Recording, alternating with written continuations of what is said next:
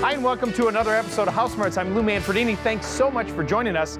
We have a very special show for you today. We have our Ask Lou, our cool tools, and our DIY smarts.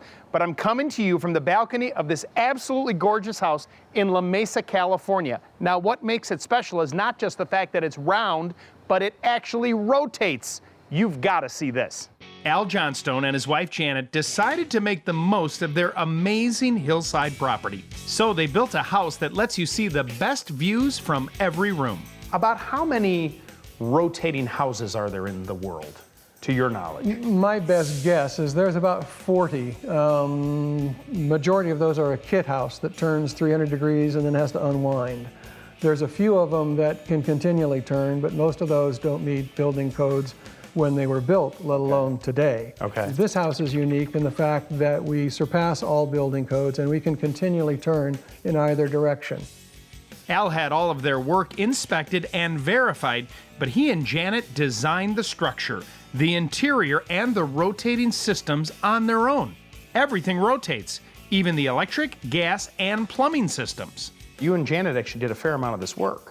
Yeah, we probably did 75%. I did hire out a couple of things. I had done drywall in the previous house I built, and I swore I would never do it again. Well, you never want to do drywall. So I hired out the drywall. The concrete work I hired, but I hired myself back as a grunt, so I worked with the concrete crew. The floor, which is Brazilian cherry, hardest wood known to mankind. I had a guy here who did the floor, and again, I worked with him. But you and your wife did a lot of the work behind the scenes, right? Oh yeah, she was up walking the steel. I bought a crane and lifted all the steel in place. It's funny, we did a story recently on log cabins that they used to build back in the last century. Sure. And they were always 20 by 20, and it had to do with it was ma and pa out in the plains. That's all they could lift. Yeah, you guys must be strong. No, that's what the crane did. Al showed me the heart of the mechanical systems and how they're designed to rotate with the home. They're in the base of his elevator shaft. He's really done his homework. Inside this little gray pipe is a mercury switch, and the mercury switch is a coax switch. We time division switch high-speed data, landline telephone, and HDTV, and then break it out and send it to its respective things in the house. Right. This is a ground.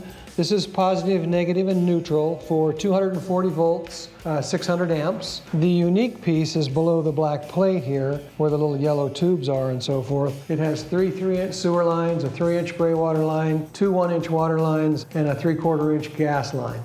And this elevator shaft, because this is part of the whole turning mechanism, this rotates with the house. This rotates with the second floor. Now, something you said down here when you look down at the base, when you see there, the red and the gray, where you see all those bolts, that red part is the big bearing that you said is actually the standard part of some of these big construction cranes. Yeah, it's one of the big construction cranes. It's a standard bearing. It was $8,000 delivered to the house. Right, and you just utilized that and said, wow, if I could do that, they could do that with that crane, I could do that with my house. Absolutely. And that thing's rated at 1 1/3 million pounds, and even though it doesn't carry much weight because it's there mostly for earthquaking, the house only weighs 600,000. You know, there's something different in your head. I've been told that. Besides having incredibly complex mechanical systems, a rotating house creates some pretty unique practical challenges too. So Al, the glass that you used on this building is actually a laminated type of glass with a pretty dark coating on the outside, right? Right, it's called Gray Light 14. So that helps you with the heat gain, solar heat gain during the sunny days? Right, that, the overhang, the rotation, and also it's a low E coating on the inside. But at nighttime, lights are on inside, you got to be kind of in a fishbowl, right? Absolutely. So, I mean, I look at this beautiful view, I would never want to get rid of it. What did you do to combat that? We kind of kept the view, but got rid of the fishbowl by doing this.